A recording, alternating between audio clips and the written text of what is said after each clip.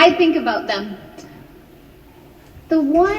This person that I love so dearly has lived with this disability. And it's actually invisible. So she could be having a horrible day, and you wouldn't know it because she's exceedingly good at hiding it. But day by day it changes what she's able to do, how she feels. And every time I read this passage, I'm reminded that it's not always her disability that causes her suffering. She has some really good days. But it's the way the world works, the way our world is constructed, that causes her suffering. Her boss, who looks at her and says, "You're fine. Why do you need to go home early again?" It's the medical system in the US that looks at her insulin that she needs to survive and says, "Oh, you don't need more. You'll be fine. We gave you enough. You shouldn't need more." And she says, "Well, what am I supposed to do? Just die? Like, I need more." It's the pharmaceutical companies that have raised the price of insulin by like 300% since she was diagnosed with type 1 diabetes. These are things that cause her far more suffering than diabetes ever has. So as we start to dig into the text today, I really want us to look at this blind man and to not see his disability as what causes him suffering. I have loved people with impaired vision who have rich, beautiful lives, who have no need for healing. They love how they are, and they wouldn't ask for healing. But the way that the world works does not always allow them to have an easy life. I love here we have these bars on the ground that it makes it so much easier for people with impaired vision to walk. But in so many places, such things do not exist. Today, the man in our story might be suffering, but he might not be also. He could be content with his life as a beggar. We don't know. But the way that his community reacts to him, the way his community sees him as only a beggar, it's hard to imagine that that perspective wouldn't cause him some suffering. If we look at what happens when he's healed, they can't even recognize him when he's not begging anymore. And the religious authorities later in the story, they end up casting him out of the synagogue. Even his own parents won't stand up for him and rejoice at this miracle in his life. Because that's what it is. It's a miracle, but it is also a sign. In John's gospel, it's important we remember, and maybe you've heard this before, that in John's gospel, if you look at the ancient Greek, the word miracle can also be interpreted as sign. Each of Jesus's miracles are meant to be a signpost, a sign that points to God, to who God is, to what God is doing, to what God is up to here in the world. So, we have this story about a man who is anointed and able to see. So what does this sign say about God? About who God is and what God is here to do?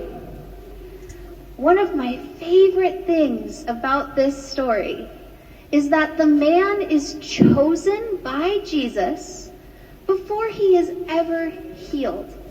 Before he can see, Jesus sees him, anoints him with this mud, and sends him to the pool to wash. That's before he can see, before what the world would call him whole. He was Jesus' disciple. That's the first thing that we get to learn from this sign. Jesus chooses him. The second thing we get to learn from this sign is that Jesus isn't healing the man's blindness. He's relieving the man's suffering. If we look at the way our world works, I think it is so interesting to compare the way God responds to suffering and the way humans respond to suffering. When I was studying in Chicago, I did a very deep dive into prison ministry. I never got to do prison ministry, but I studied it and was shocked to find out how many children, people under the age of 18, have been given life sentences in the United States. It's a practice that's less common, but it still happens. 17-year-old, usually boys, who are given life sentences. Can we imagine that? If we look at the entire Bible, does God ever give a life prison sentence to anyone?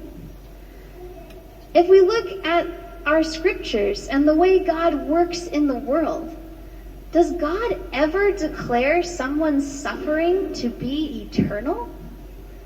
Is punishment or judgment ever eternal? For humans, sometimes it seems like it is, or that's the way we want it to be. But God does not work like that.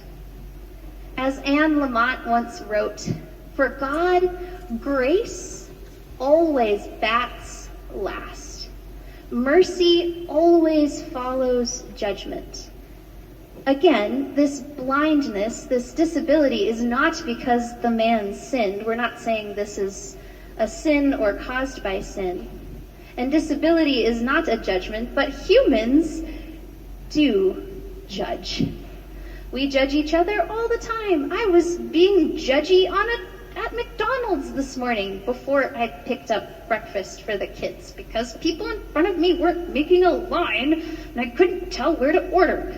I was judging right there just an hour ago. We judge all the time. Any of you also judge? Yes? All the time. And we also inflict suffering sometimes, don't we?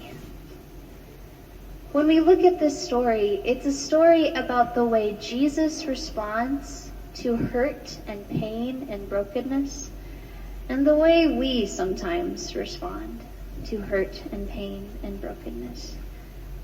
When his community isolates him, throws him out, Jesus goes and finds him.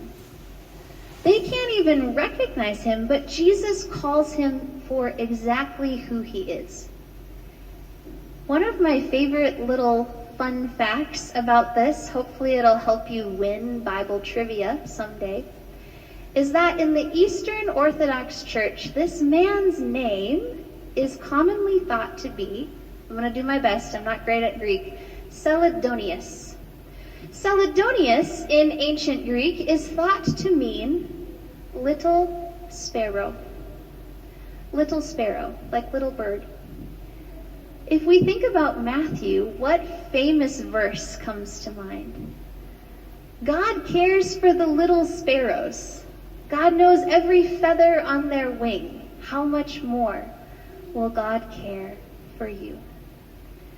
The next time we will get this gospel story is the fourth Sunday of Easter, when we get the whole discourse of why Jesus performed the sign and what does it mean in chapter 10. Do you know what the fourth Sunday of Easter is? Usually? It's Good Shepherd Sunday.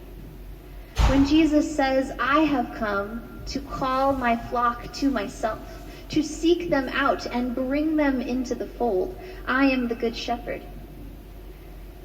So what about you? As you think about what you've got going on this week, whatever hurts or tenderness is in your heart, whatever big work project is out there looming, what conversations you have to have or meetings you have to take, what things you have to face. Jesus is asking us a really interesting, powerful question. Can we let ourselves be loved? Can we look at our own suffering with mercy instead of judgment? Can we look at the suffering and pain of others with mercy and grace? Can we try? Can we hold up the magnifying glass? Look at the world the way that the light of the world looks at it? Can we behold each other with grace and mercy and care? It's amazing to see what happens when we do this. When we choose mercy, when we behold our world with grace, we can be assured that we will be transformed. This week, when and where you can, let yourself be loved. And if this feels far away from you right now, that's okay. The man couldn't see Jesus, and Jesus chose him. It's enough just to hear it for now. But this is our call this week. The next time your heart aches, the next time you suffer, can you hold yourself with grace and know that God is holding you? God has called you beloved, and God will choose you and transform you and send you into the world. Thanks be to God. Amen.